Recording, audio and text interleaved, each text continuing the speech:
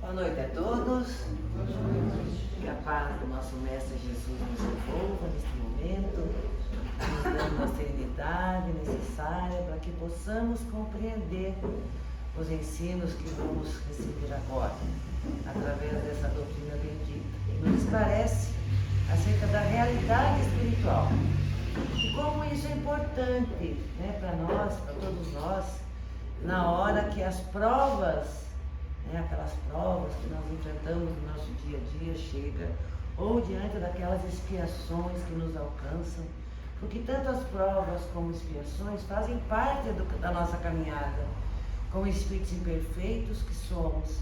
Chegamos aqui com um projeto e dentro desse projeto nós trazemos também questões que vão nos ferir, vão nos machucar, vai doer muito, e uma delas é isso: perda de entes queridos, luto. Como é difícil, nós vemos aquelas pessoas que nós amamos partir. É tão doloroso. E muitas das vezes, por mais até tenhamos um certo conhecimento, é uma hora difícil para nós. Por quê? Porque nós, pela condição de espíritos imperfeitos que somos, ainda trazemos muito do apego à vida material. Trazemos muitas dúvidas acerca de: será que a vida continua? Será que um dia eu vou encontrar o fulano, o ciclano, o beltrano? Será que nós vamos poder viver no mundo espiritual novamente como uma família feliz? Meu marido diz isso, Ele pergunta: quando nós desencarnar, será que nós vamos poder viver juntos? Eu falei: até pode, mas acho que eu não quero mais. Porque daí é uma escolha, Aí a gente escolhe. Tá de bom tamanho, já. Essa vida eu tô brincando, mas que é verdade. Ou de repente ele vai dizer: eu não quero mais também. Chega. Mas é interessante que nós temos essas questões, Nós que trabalhamos nessa área da doença mental, vemos muito fortemente a presença do sofrimento, da dor, e é importante perceber o seguinte: nós não conseguimos dar conta da morte, porque a morte para nós está marcada por crenças do passado. São crenças que se estabeleceram ao longo da nossa marcha e que ainda está aqui, fala muito alto a nós. É muito difícil pensar a morte. Muitas pessoas, quando falam de morte, já batem na madeira, pé de pato, mas 3 vezes, longe de mim. Tem pessoas que determinadas doenças nem falam o nome dessa doença, porque atrai. Porque nós queremos ser eternos no mundo material. Nós achamos, e queremos que assim seja. Tanto que é uma busca louca do homem hoje em dia, atrás da chamada pílula da juventude, com todo tipo de uso de medicação, de tratamento, para manter a juventude. Só que isso é inevitável. Os espíritos nos dizem que não existe fatalidade. A única fatalidade, ou as 2 fatalidades que existem, é a morte do corpo físico. Todos nós iremos morrer. E a outra é alcançar a perfeição. Então a morte virá para todos nós. Mas como é que eu percebo a morte? Como é que eu sinto isso em minha vida? Não querer pensar sobre isso me ajuda ou me atrapalha? Manter ainda algumas crenças do passado me ajuda ou me atrapalha? Mudar a forma que eu vejo a morte me ajuda ou atrapalha? Gente, é um assunto que precisa ser pensado, precisa ser falado. Nós precisamos falar sobre isso na nossa família. É muito estranho que nós estejamos dizendo isso. Mas quando eu evito, eu não preparo meu marido, minha esposa, meus filhos para aquele momento inevitável. Mas eles não querem nem ouvir. Tudo bem, mas nós sempre vamos colocar o tema, falando daquilo que acreditamos, daquilo que queremos, como nós queremos que as coisas aconteçam, o que eles precisam fazer para já começar, quando percebemos um apego maior, começar o processo de desapego, porque essa é a nossa função de educadores. Nós que aqui estamos hoje como espíritas, temos uma função de educadores, porque se estamos aqui, é porque nós acreditamos que a morte não existe. Mas não significa que a gente não sofra. Então, como é que lidamos com a morte? Pensando na psicologia e todo o trabalho realizado. Por isso, vamos falar um pouco do luto. Do luto. Vamos começar aqui com essa imagem. Olha só, eu acho tão bonita essa imagem, né? Quando nós reencarnamos, nascemos aqui, é como se nós estivéssemos sendo colocados na gaiola e alguém fechasse a porta, né? Vivemos aflitos, parece que espremidos, sem espaço. Tem até aquela história do canarinho, não canta por alegria, né? Não canta de alegria, canta de tristeza. E muitas das vezes nós vivemos num mundo, entre aspas, com um canto, mas é um canto de tristeza e não percebemos. Diferente da morte. A morte é para nós, na visão espírita, como a portinha da gaiola que se abre. A gaiola representa o corpo físico. E o pássaro é a alma, o espírito imortal. Então os espíritos nos falam, é muito mais difícil reencarnar, voltar para a gaiola, do que sair.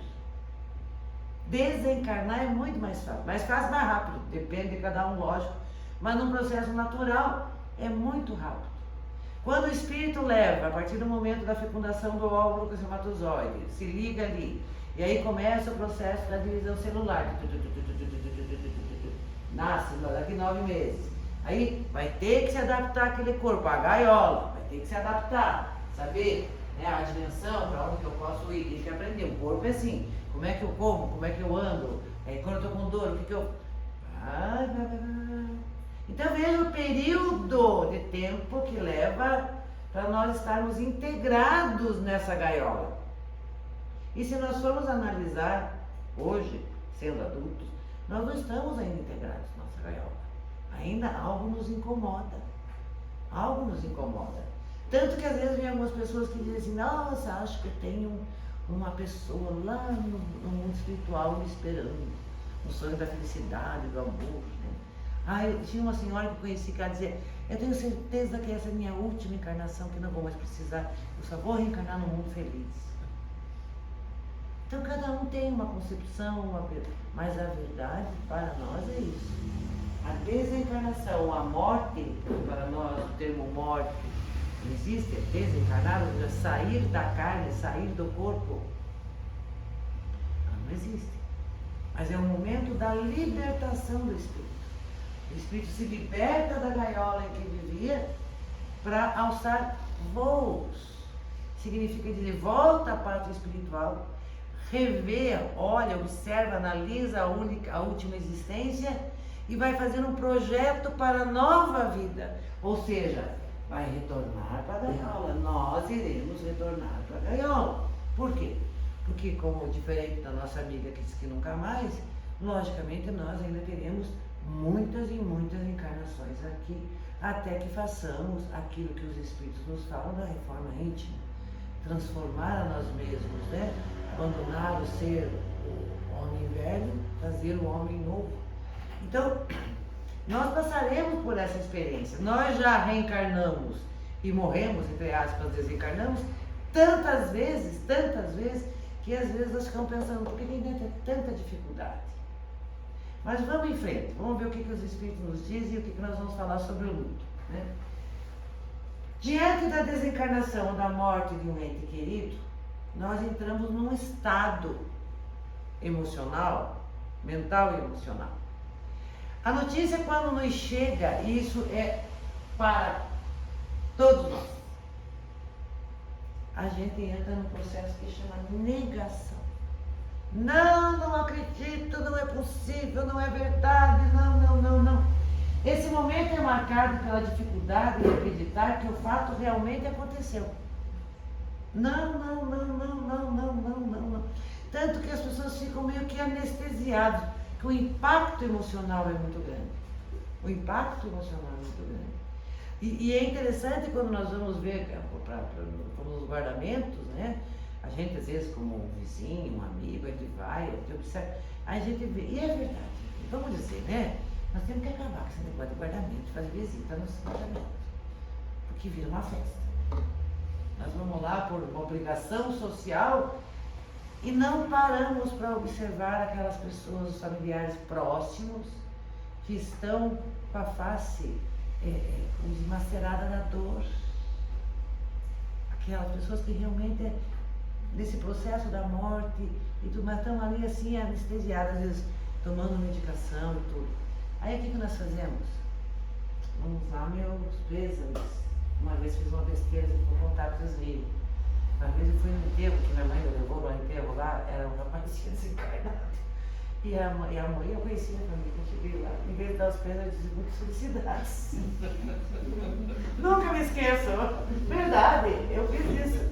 Mas você viu a lição, né? Agora eu prefiro entrar no mundo e sair calada, porque é melhor ficar quieto. Mas o que acontece? Naquele momento ali, a pessoa, ela ainda não está se sentindo. Ela não está se sentindo. Porque a nossa sociedade pede isso. Então, eu gosto de dizer o seguinte: só vá se houver um fim. Nossa sociedade criou algumas regras sociais que às vezes mais atrapalham do que ajudam. Tanto para o desencarnante quanto para a família. Porque daí fica aquela coisa, meus pesos, mas como é que foi mesmo? A pessoa conta. Sai aquela, mas como é que foi mesmo? A pessoa tem que repetir, às vezes, a noite toda, os fatos. Quando ela gostaria de estar o quê? Quietinha, bem quietinha. Ela, Deus e as memórias, as lembranças, né? Mas a negação é isso. A dor é intensa, existe uma grande dificuldade para lidar com a perspectiva de um futuro sem a pessoa. Existe uma diferença no processo de luto e na negação, na morte, no processo natural de adoecimento, que a pessoa adoece, e vai os dias, e vai os meses, e a pessoa melhora, e a pessoa piora, e a família já fica esperando, né? A família fica esperando, nossa, do jeito que tá, acho que não vai longe. Eu acho que amanhã, mais tardar, mas vamos se preparando, vai se preparando. Agora a morte acidental, o indivíduo sai e volta, como diz o popular, dentro do caixão. A morte acidental é muito difícil. E é mais nesses casos que nós encontramos essa negação. Os estágios do luto, não existe um tempo definido. Esses estágios dependem de cada um. De cada um. Por exemplo, tem pessoas que entram, que é, como nós vemos fazendo a negação, às vezes ficam, a média de tempo para superar o luto é 2 anos. Média, mas não quer dizer que seja isso. Pode ser mais, pode ser menos, não importa. Tem pessoas que elas entram no luto, daqui a pouco, na negação, daqui a pouco já vai para as outras fases que nós vamos ver. Tem pessoa que passa o tempo, e ainda está na negação. Tem o caso de uma senhora que o marido dela já havia desencarnado já há 13 anos, mas ela não aceitava a negação. E ela morava sozinha, os filhos vinham visitar, ela morava sozinha, mas sempre que ela vinha colocar na mesa o prato, ela punha o prato dela no talher e o prato do marido e o talher. Porque ela não aceitou. Negação. Quando paramos numa fase dessa, estacionamos, isso é a doença. A doença. Então a negação é isso. Não acredito, não é possível, diferente da morte natural para a morte acidental, a morte brusca, né? Quando nós saímos desse processo da negação, que daí eu olho e digo assim, é verdade. E você sabe que é bem interessante.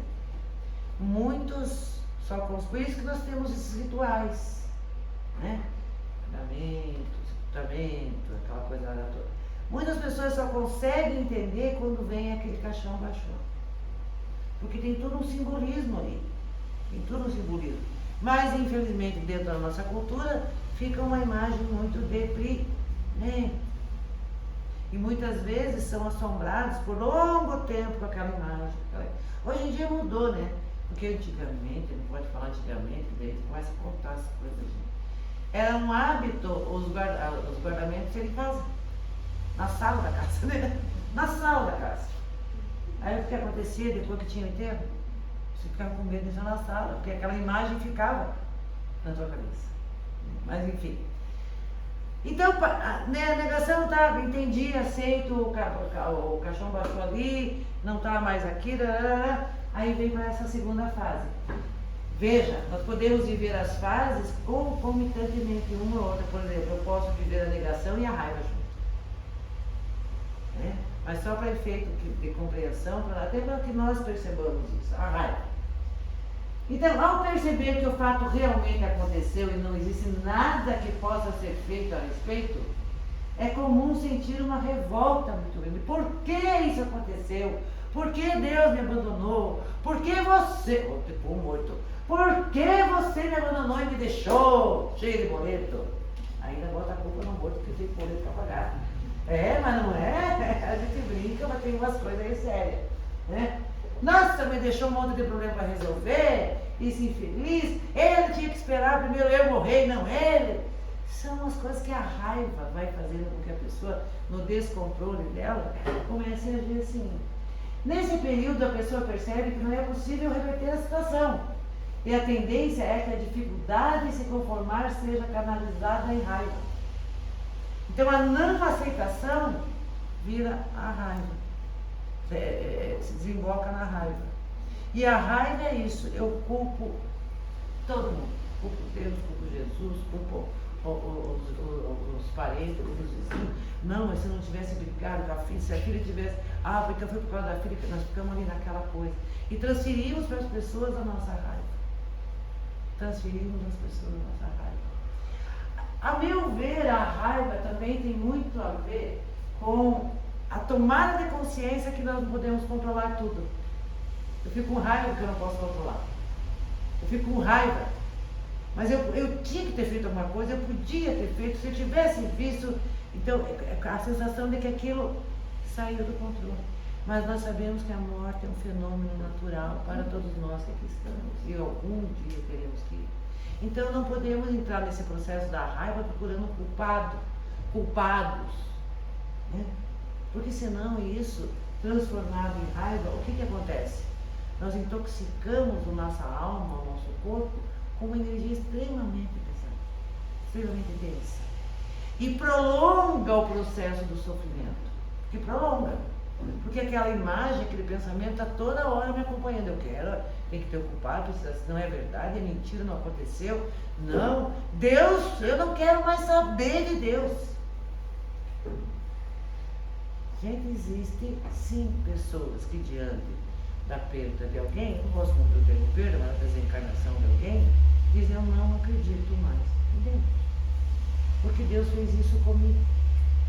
Aí nós vamos buscar a doutrina espírita que diz, por que Deus fez isso comigo? Olhe para você e veja o tamanho do teu orgulho achando que você é diferente dos outros. Só pode acontecer para os outros, não para você. E vai acontecer.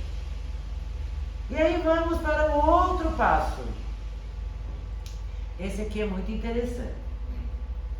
Negociação. Então vimos lá, né? A negação, a raiva, períodos, como eu falei, varia o tempo de pessoa para pessoa. Né? Tem pessoas que vivem eternamente na negação. Tem um caso interessante sobre negação. A raiva também tem. Aí a pessoa adoeceu do processo. Negociação. O que é essa negociação? Nessa fase, a pessoa tenta aliviar sua dor e começa a fazer algumas ponderações, imaginando possíveis soluções e fazendo acordos internos. Então eu já estou pensando assim, mas se eu mudar, se eu tiver fazendo diferente, será que Deus não faz um milagre e traz a nova pessoa? Será? Nós começamos a fazer aqueles pensamentos, até de certa forma infantis, né? Porque nos falta o conhecimento necessário para entender que após a morte do corpo físico, né, quando o espírito se sai da gaiola, não há como retornar. Ah, mas nós vimos que lá no Evangelho está lá que Jesus ressuscitou os mortos. De lá, gente, estudando a doutrina espírita, nós compreendemos que ali não havia uma morte real.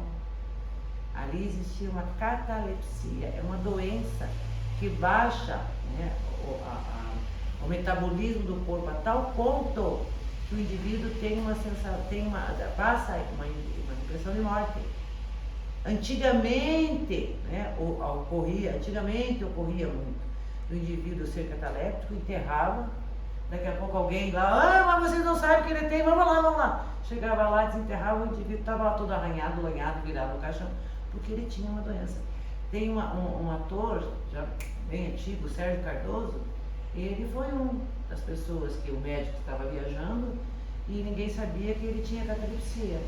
E aí ele deu, o metabolismo baixou, botaram no espelho, né? Não é como é hoje, que nós temos todas essas coisas.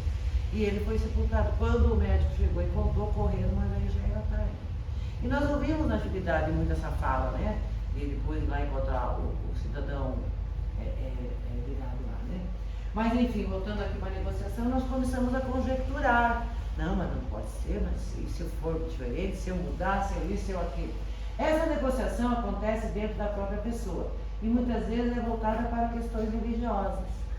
Que é isso? A espera de um milagre. É que o milagre aconteça. Se eu for melhor, eu acho que Deus vai me ouvir. Deus vai me ajudar. E tudo isso não vai passar de um sonho. Veja, nós começamos a criar uma ilusão, entrar num mundo de que pode tudo ser diferente. E muitas vezes ficamos muitos anos nesse processo. Não aceitando, com a raiva, e tentando negociar. Mas se eu for, mas se eu. Uns usam o termo negociação, outros usam o termo barganha. Vou barganhar com Deus. Ai, você é um menino bem bonzinho, uma menina bem boazinha, então daí vai tudo mudar. Então você veja que é um processo de adoecimento. Vamos ver o outro aqui. Então, negação, a raiva, então a negociação, ali a barganha, nós já vimos 3. Lembrando, essas fases podem passar-se concomitantemente, junto uma com a outra. Porque, por exemplo, na raiva, na coisa também pode ter a negação. E é uma negação. Porque o indivíduo está tentando de alguma forma resolver o problema. Aí vamos para outra fase, que é a fase da depressão. O que é essa fase? Geralmente é a fase mais longa do processo. Olha que interessante. Mais longa do processo. E é caracterizada por um sofrimento intenso. É marcada por uma sensação de impotência. Não posso fazer mais nada. Melancolia, que tem a ver com a depressão, a tristeza. Culpa. Tem uma senhora que o rapaz, ele é. Como é que é? Esses que atendem me deu um branco aqui nas ambulâncias, é paramédico? Socorrista, isso. E a mãe teve um ataque cardíaco fulminante no quarto e ele demorou para chegar ali, né? Quando chegou já estava vendo um atendimento. E ele até hoje diz que se ele estivesse ali, a mãe não teria morrido. E ele carrega essa culpa. Então, é disso, mas se eu tivesse visto, se eu tivesse percebido. E a culpa é complicada, gente, porque ela nos sustenta e nos mantém, né, na negação, na raiva, enfim. E desesperança, sendo comum que a pessoa passe por um período de isolamento e apresente uma grande necessidade de introspecção. Veja como eles alertam. O processo da depressão é o período, a fase mais longa do processo. A pessoa perde a energia para a vida, não tem mais vontade. Fica dentro de casa, se isola. Não muda nada dentro da casa. Nada. Tem uma senhora que procurou nossa casa bem no começo, né? E ela teve uma questão com o filho que desencarnou num acidente, onde ele estava de bicicleta e foi atropelado, e ele desencarnou. É um jovem, 19, 20 anos. E ela tem outros filhos. E quando ela veio para cá, ela veio dizendo assim, olha, eu já andei em tudo que é lugar, na igreja católica, na evangélica, no budismo, né? E até agora não encontrei uma resposta porque Deus levou o meu filho. E eu estou aqui porque eu quero uma resposta. Está sepultada aqui no cemitério do Boqueirão. E então ela estava andando e ela dizia, eu não acredito mais em Deus. E ela passou muito, veio aqui, logicamente, não satisfez as respostas, e ela passou a fazer, e ela mora aqui perto, então você imagina, para ela aqui é fácil, assim, ela todo dia vinha de balde, vassoura e ia limpar o túmulo do filho. Quando eu falo todo dia, não estou exagerando, porque ela dizia, é a única forma que eu tenho de estar junto dele, perto dele. E seus outros filhos, e o seu marido, a família toda preocupada porque estava vendo que iam ter que internar, porque ela tinha descido. E aí a pergunta com relação à questão dos outros, mas você tem outros filhos? Mas Deus levou meu filho. Ela não dizia que era o predileto, mas ela passou a não enxergar mais nada.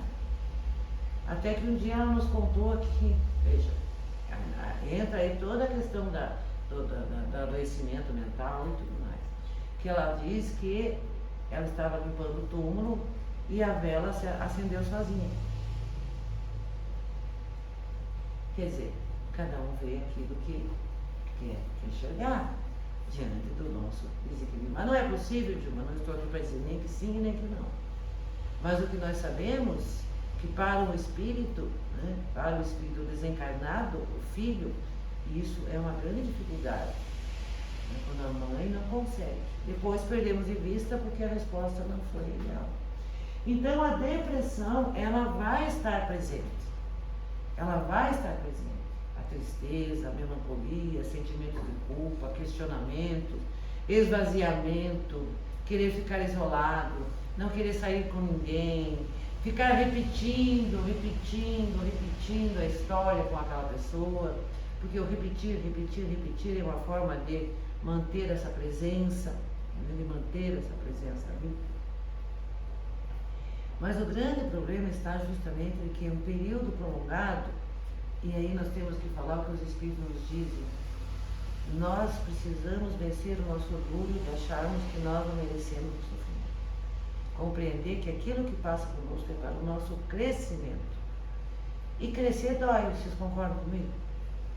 Ninguém teve lá a doença do crescimento quando era pequeno, dói a perna, dói isso, dói aquilo. Dói. Crescer dói. Mas a depressão, ela tem muito mais a ver, gente. Olha que interessante a informação que nós temos pelos espíritos. Por que a grande dificuldade de algumas pessoas? Na razão das crenças que têm, da visão do mundo, das questões religiosas e tudo mais. Mas eles dizem o seguinte: nós vivemos dentro de uma família. Então temos o nosso pai, a nossa mãe, nossos irmãos, certo? Eu não sei, vou fazer essa pergunta, não preciso responder, mas é para pensar. Como é bom dormir na cama de mãe, né? Não é? Por quê? Porque tem a energia da nossa mãe, tem o cheirinho da mãe. Né? Na cama que está o pai, aquele cheirinho do pai. Vim no colo, tão bom a gente se sentir abraçado. Então nós estamos impregnados da energia do outro. Olha que beleza! Se nós não tivéssemos essa capacidade como espíritos, né, e que estamos aí, nessa troca energética entre as pessoas, a família e até mesmo amigos, então eu dou para ele a minha energia e ele doa para mim. Quando há a morte do corpo físico, o que acontece? Isso se altera. E a depressão vem, lógico, pela falta física que a pessoa está fazendo, mas principalmente pela falta daquela energia diária.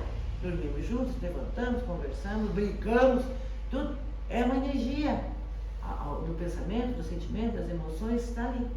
Por isso que quando tem uma namorada, um namorado que a gente gosta muito que separa, a gente sofre que nem a coisa, né? Só um namorado e noivo, né? Por pouco tempo, então focamos. Mas quando você entra num relacionamento mais profundo, por laços familiares, espirituais, a energia está em nós. A tua energia está em mim, a minha está no outro. Eu me lembrei aqui, vou falar. Eu lembro, eu tenho que falar, porque daí eu... É que como casal quando briga, né? Quando vai deitar na cama. Quando você vê o porco espinho se encostando no outro, porque a energia está toda... Meu pensamento, sentimento está ali. Tem uma energia do afeto, do amor, nos une. Quando esse parto, é como se tivessem tirado. E as pessoas em depressão dizem isso. Dizem isso. Parece que tiraram meu coração, um braço, uma perna. E a gente procura explicar, né, a partir da visão espírita. É a falta da energia do outro. Mas nós estamos buscando essa presença, vamos colocar assim, no corpo físico. Quando deveríamos buscar onde? Pelo pensamento e sentimento. Pensar nos momentos bons que vivemos, desejar que esteja bem, que esteja em paz, mas isso só é possível se a crença que nós temos não atrapalha esse movimento. Por exemplo, uma crença que você fica lá sepultado esperando a hora do juízo final. Nós estamos fazendo crítica à religião nenhuma. Não é das melhores crenças para a gente poder ter uma questão aí da desencarnação e poder estar em equilíbrio. Nós estamos falando que não vai sentir. A crença do céu e inferno. Convivemos com a criatura e sabemos que é uma peste. Aí desencarna. Meu Deus, acho que ele foi para o inferno. E agora tem que rezar muita missa para poder salvar. Porque é verdade, né? O purgatório existe para isso. Porque antes não existia o purgatório. Era o céu ou o inferno. Como dava muita briga com os poderosos, a igreja criou o purgatório. Com que condição? Você poderia ser salvo do inferno se tivessem pessoas que orassem muito por você, pagassem e tudo mais, para você ir para o purgatório, então. Não vai para o inferno, mas vai para o purgatório. Quer dizer, vai ficar purgando, não é uma dificuldade danada. Agora, dependendo da crença, e eu conheço a pessoa que me lascou. Eu sempre disse para ele não fazer tal coisa, não fazer e olha lá. Então são crenças. Ou materialista. Materialista, então, esse dia nós tivemos um texto aqui, ó. Desesperança. É do materialista.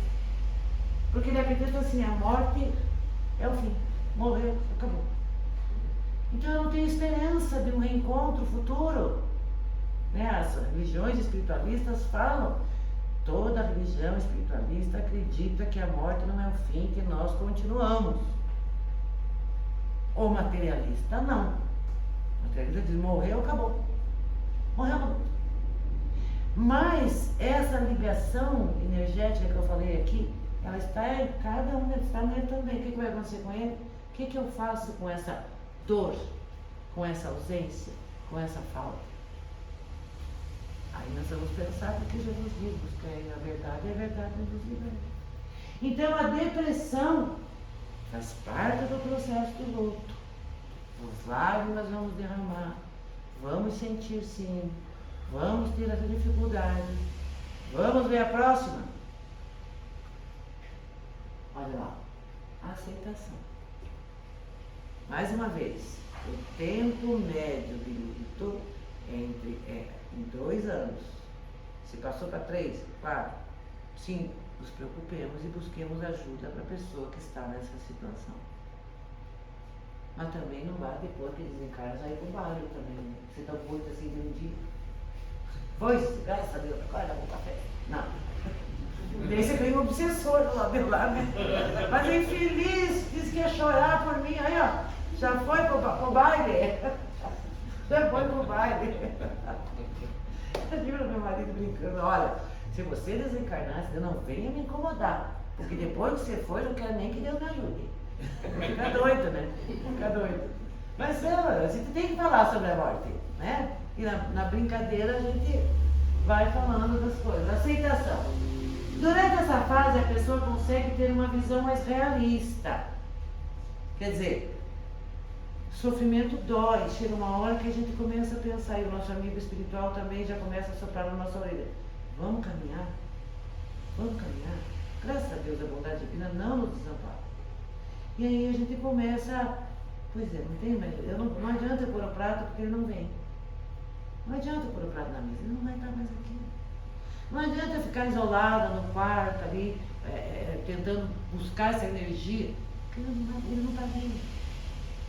Então você começa a fazer um movimento de entender que realmente a vida tem que continuar, porque a tarefa daquele que fica não acabou.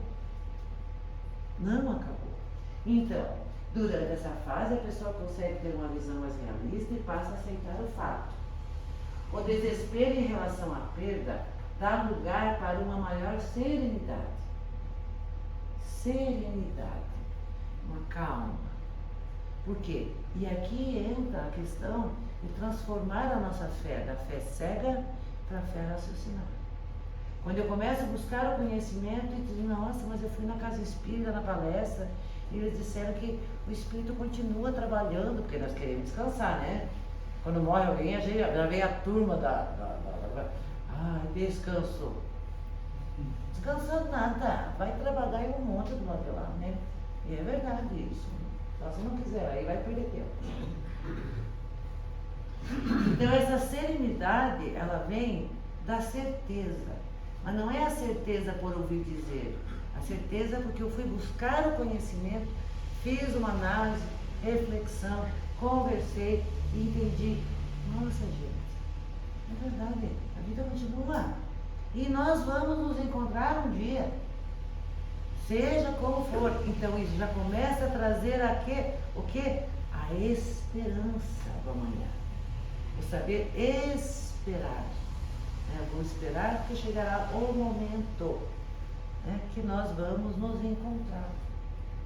Nós vamos estar juntos com aquele esposo, aquela esposa, com o pai, com a mãe, com filhos, dentro de uma outra ótica de família, mas os afetos estarão ali. Os afetos estarão ali. E na grande maioria das vezes, são eles que vêm nos ajudar no nosso processo desencarnatório. Porque ninguém morre, entre aspas. Ninguém desencarna sozinho. Tem toda uma ajuda espiritual. Às vezes uma mãezinha que já desencarnou, um avô, uma avó, um ente querido, às vezes alguém que nós não conhecemos, mas que a gente sabe que está ali e sentimos uma energia boa. Não estamos sozinhos. Olha que beleza que é pensar isso. Então, a serenidade, e o indivíduo começa a enfrentar a saudade com mais consciência.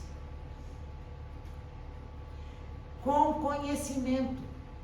O que é isso? É com conhecimento. À medida que eu fui buscando entender por que Deus levou o meu filho, eu vou aprendendo e vou tomando consciência. O conhecimento vai transformando aquele sentimento e vai fazendo eu desenvolver virtude, por exemplo, da paciência. Da paciência, de saber esperar. Ah, mas quem é que disse para os espíritas que é assim? Estuda a codificação, a obra, os espíritos que relatam, eles contam, eles falam. Chico tinha um trabalho maravilhoso, trazendo as psicografias das pessoas desencarnadas, lá dos que desencarnavam, jovens. Era um trabalho lindo. Tem lá As Mães de Chico, tem um filme muito bom.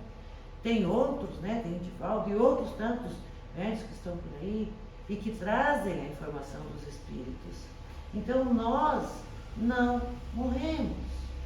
Então, à medida que eu aceito, eu começo a mudar. Abro a casa, abro as cortinas, deixo o sol entrar. Já começo a fazer aquele processo de não ficar presa na roupa, no sapato, no calçado, na pílula. Opa, peraí, vamos fazer a energia mudar. Ah, mas não é falta de respeito, não. É respeitar o outro. É respeitar. Porque enquanto eu estou aqui agarrada nele, apegada, existe uma coisa dentro da doutrina espírita, no livro dos médiuns, que fala da obsessão de encarnado, quer dizer, de quem está no corpo físico, para desencarnado. Basta ver as obras de André Luiz. Às vezes o nosso irmão desencarnou, está lá no posto de socorro, no hospital, no mundo espiritual, e aqui está aquela pessoa, porque foi, porque me deixou, porque não. Ele já se liga pelo pensamento. E às vezes ele é atraído para o ambiente familiar, não estando em condições, porque o encarnado está, que é o caso dessa senhora, ela é uma obsessora do filho. Ah, mas é amor? É amor, mas um amor adoecido. É um amor que não se esclareceu. É claro que causa sofrimento, Não que ele vai interromper a caminhada dele, mas quem de nós gostaria de ver um ser amado preso no sofrimento eterno? Não gostaria. Nós iríamos sofrer com aquela pessoa. E algumas pessoas dizem assim: ah, mas eu ouço na casa espírita que eu não posso chorar. Esse é um grande erro. Pode sim. E Deus, na sua sabedoria, nos dotou da lágrima. Porque quem chora não se suicida. Porque a lágrima faz escoar, tira a pressão do peito, libera aquela energia densa que está ali. Chore sim, chore. Derrame a lágrima. Mas que essa lágrima não seja da negação, da raiva, da revolta. Essa é prejudicial a quem? Ao outro. Ele vai alcançar dependendo da condição? Não. Mas nós vamos nos prejudicar. Então a aceitação é abrir a porta da nossa casa, da nossa vida, para que o sol entre, o sol da esperança do reencontro. E aí nós vamos fazer o quê? Vamos buscar aquilo que se chama laboterapia. Terapia do trabalho. Terapia do trabalho. Que é formidável. Você quer ver, gente, o livro Motoqueiros Além, do Chico. Não sei se alguém já teve a oportunidade de ler. É um livro fininho, mas é um livro muito bom. Ele é bem direcionado para os pais. Porque nós vemos na sociedade. Quantos jovens desencarnam aí, né? Por acidentes e tudo mais. Lembra que nós falamos? Tem a morte natural e a morte acidental. Sai belo, bonito de casa, volta assim. Então, isso é um impacto dos pais muito grande, muito grande. E nesse livro Motoqueiros no Além, tem várias mensagens de jovens, através da psicografia de Chico Xavier, que eles relatam o que aconteceu, como aconteceu, aquela ideia do culpado que ele fala do outro lado. Ah, mas foi o fulano bateu, atropelou, fulano fez isso, ficamos querendo agarrar lá, e justiça e vingança. Né? Então, queremos vingar e tudo mais. E nesse relato desses jovens, tudo autenticado, a assinatura deles, todo o contexto de onde moram, parentes. Chico tinha uma mediunidade, assim, não precisamos nem falar da missão de Chico, né? E eles vêm e relatam como chegar no mundo espiritual. E eles contam: minha avó fulana me recebeu, meu avô me recebeu, ciclano parentes da família, manda abraço para Beltrano. E daí eles vêm relatar o que aconteceu naquela hora, eu me distraí, ou enfim, né? Mas são dois pontos muito importantes nessas comunicações. Primeiro é isso, eles dizem: pai, mãe, não odeie, não tenha raiva. Esse é um dos pontos que orienta os pais para não ficar procurando, né, dessa maneira tal, como dizem, a mágoa e a raiva é um veneno que a gente toma querendo que o outro morra, né? E na realidade somos nós. Essa é a primeira coisa. E a segunda coisa que eles dizem é assim: não fique isolado, preso dentro de casa, sofrendo. Vá ajudar outros jovens que precisam de ajuda. Trabalhe pelo bem. O que a mãe do Cazuza faz? Montou uma fundação em nome dele. E todo o trabalho é feito em memória desse filho. Não é uma coisa... Não, é uma alegria, porque ela fazendo aquilo, ela está trabalhando a aceitação dela, enfim, e está fazendo o quê? Essa energia desse trabalho está alcançando esse filho. Então, se tiverem oportunidade, né, Motoqueiros ali, é muito bom esse livro. Tem vários casos ali. E, como eu digo, autenticados. Então, a aceitação é tomar consciência da realidade. E começar a quebrar com o nosso orgulho, achando que nós não podemos passar pela dor, somente os outros. Não. Tenho consciência que a partir de agora eu tenho que reconstruir a minha vida. Tenho que reconstruir a minha vida. Tenho que seguir à frente. Tenho que colocar a mão à obra, né? Vou lá buscar, já que ainda tenho dificuldade para... Eu penso, então, vamos estudar, vamos trabalhar, vamos para o trabalho voluntário, vamos se reunir com pessoas que têm otimismo e tudo mais, porque é isso que os nossos irmãos que desencarnam querem de nós. Não que nós vivamos na tristeza, na sombra da lembrança deles, porque isso não é bom para eles também. Ao contrário, que sigamos em frente. Né? ao próximo. Um horário lá que eu não enxergo. Então, porque a perda das pessoas queridas, essa é a questão do Livro dos Espíritos, questão 934. Por que a perda das pessoas queridas nos causa um desgosto tanto mais legítimo quanto irreparável e independe da nossa vontade? Esse motivo de desgosto atinge tanto o rico quanto o pobre. É para todos nós.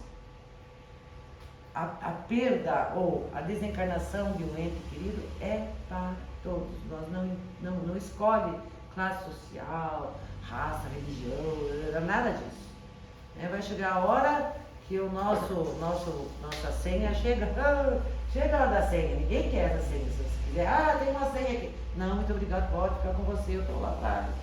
Não queremos, nós queremos ficar aqui. É uma prova, olha só. A desencarnação de um ente querido é uma prova ou uma expiação, é a lei comum. Mas é uma consolação poder se comunicar com os amigos pelos meios que tendes, pela intuição, através do sonho, por intermédio de um médium. Né? Então nós estamos em contato com eles. Só que às vezes mergulhados que estamos no processo de luto pela raiva, negação e tudo mais, o nosso padrão vibratório fica tão baixo que nós não conseguimos perceber a presença. Esse filho dessa senhora está o tempo tentando ajudar ela, está o tempo tentando ajudar, mas ele não consegue. Por quê? Porque ela vibra muito aqui embaixo, com raiva de Deus. Né? Raiva de Deus, porque Deus fez isso. Nossa vibração, se comunicar com amigos pelos meios que tens, enquanto esperais outros mais diretos e mais acessíveis aos vossos sentidos. Sabe o que é essa mais diretos aqui? Nós estamos caminhando, né? Transição planetária. Já ouviram falar em transcomunicação instrumental? Que é a comunicação dos espíritos através da... Começou lá com rádio, televisão. Gente, nós estamos com a internet aí. O Wi-Fi do plano espiritual vai chegar aí. Nós vamos bater o fio lá, usando o Wi-Fi digital. Vamos. Porque é essa a proposta.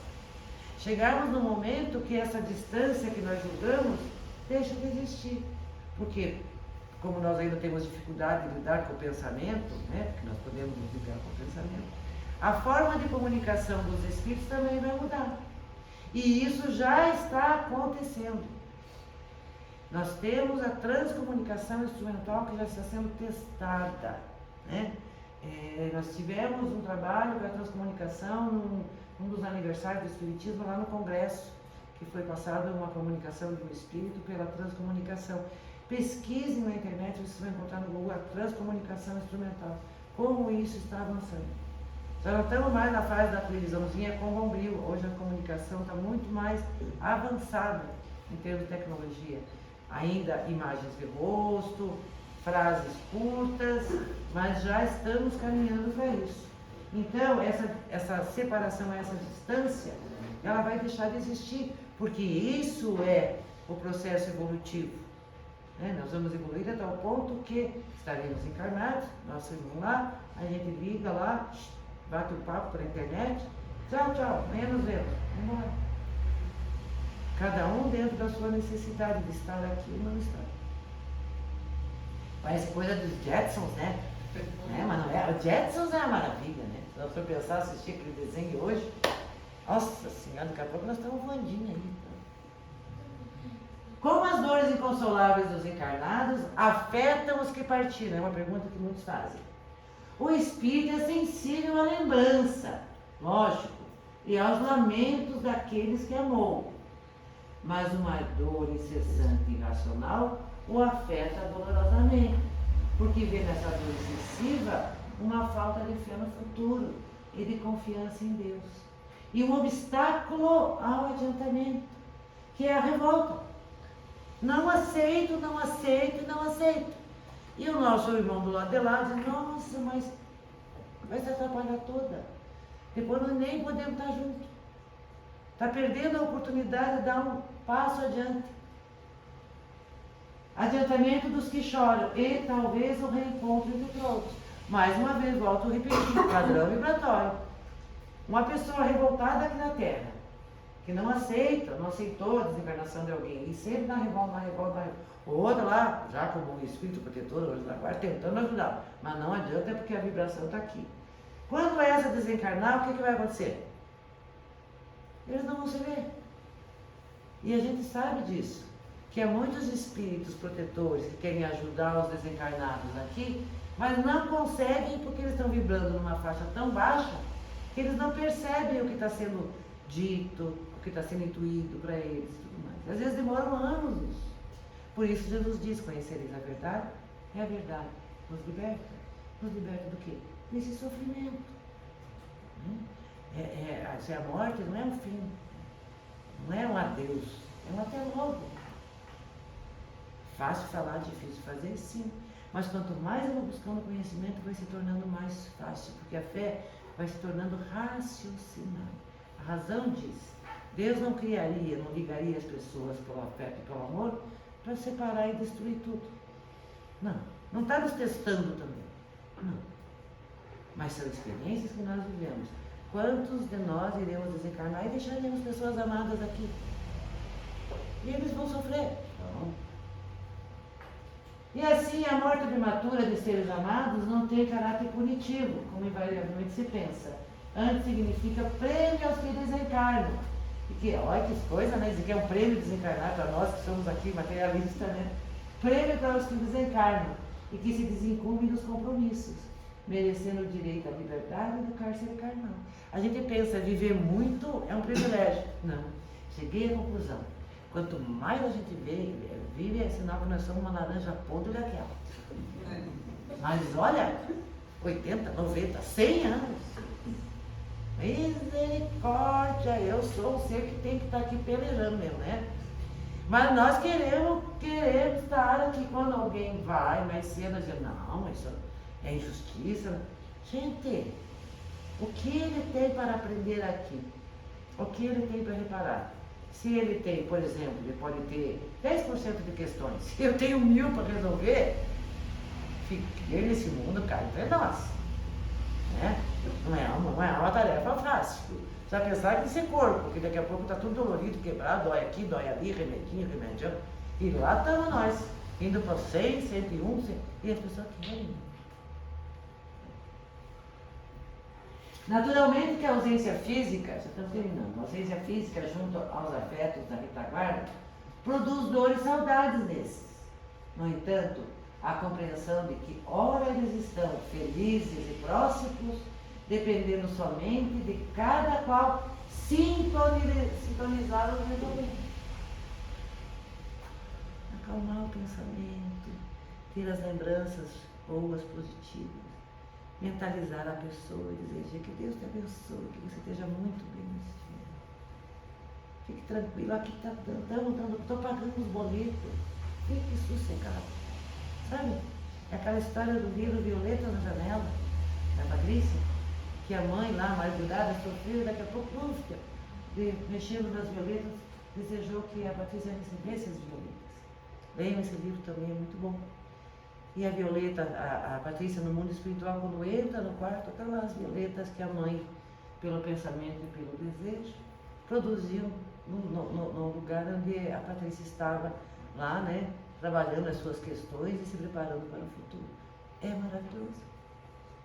Então amplia o afeto que prossegue ao lado da certeza do próximo reencontro, duradouro e ditoso.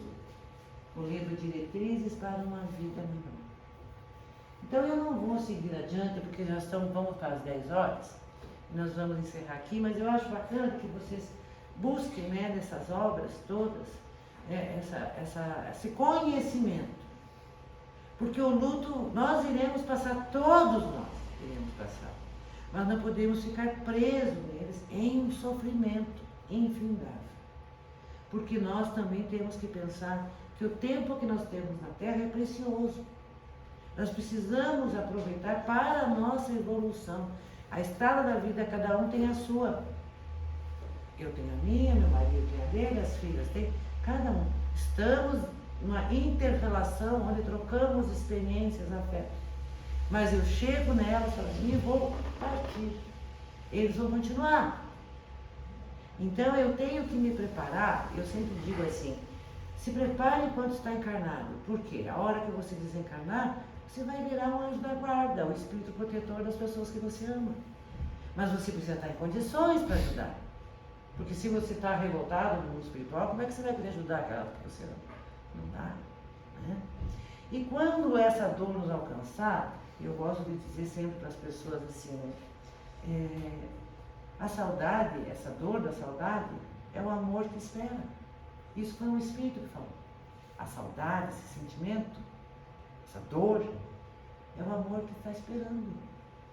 Então, quando nós sentimos a dor ou quando a lágrima escorrer, tudo bem, gente. Não há problema algum. Se não choro porque atrapalha. Nós nos atrapalhamos pela revolta, mas não pela lágrima de quem ama. E isso é maravilhoso, podermos derramar a lágrima por aqueles que nós amamos. Mas não tenhamos a revolta. Então, negação, passaremos, né? Mais uma vez, raiva também, às vezes por muito tempo. Aí vamos lá, né, mais para a barganha, né? Querer negociar um milagre ou coisa parecida. A depressão, vai acontecer. Vai acontecer. Aceitação. Mas aí nós vamos falar de um outro. A partir do momento que aceito, vamos partir para a ação. A ação no bem, por nós e por aqueles que convivem conosco, sempre com a nossa mente voltada para aqueles que partiram, agradecendo pela oportunidade que tivemos de estar juntos e na certeza de que estaremos reunidos, né, neste amanhã, que pode ser amanhã mesmo, pode ser daqui 1 ano, daqui 10, daqui não sei, mas que ele chegará. Então, façamos a parte que nos cabe. Diante do sofrimento, acendamos uma luz. A luz do quê? Do conhecimento. O conhecimento nos libera da escuridão e nos ajuda a caminhar com mais segurança e equilíbrio, na certeza de que Deus nos criou todos para o amor, não para a divisão, para caminharmos juntos. E isso para nós talvez seja, né? Eu digo talvez porque é a maior felicidade saber que nós não perdemos ninguém. Não perdemos. Estaremos sempre juntos.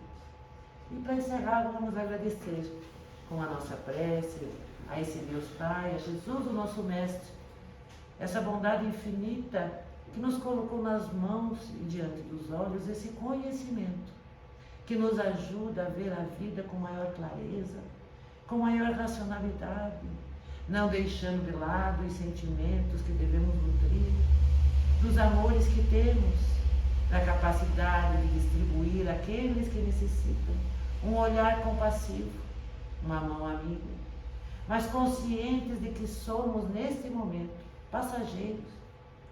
Estamos aqui nessa caminhada para aprender e servir em Teu nome, Senhor. Para isso é necessário que nos vistamos as nossas imperfeições a cada passo do caminho, vencendo a escuridão, lançando a luz, levando, através do Teu olhar amoroso, as bênçãos para todos aqueles irmãos que sofrem, e em especial esta noite, Senhor, para aqueles corações maternos, paternos, aqueles seres que sofrem tanto pela passagem de um ente querido, num desespero tamanho, não entendendo, Senhor, que esta vida que aqui vivemos, por mais difícil, é para nós um grande aprendizado, e que em momento algum estaremos sozinhos. Dá-nos a força, o consolo, o conforto, a esperança e a luz para que possamos seguir adiante. A cada coração, Senhor, brilhe a Tua luz, que resplandece na certeza de dias melhores. Mais uma vez agradecemos a bondade infinita por estarmos aqui, e que a Tua paz se faça, Senhor, hoje e sempre. E assim seja. Assim, aguardemos os lugares, logo são chamados para a paz.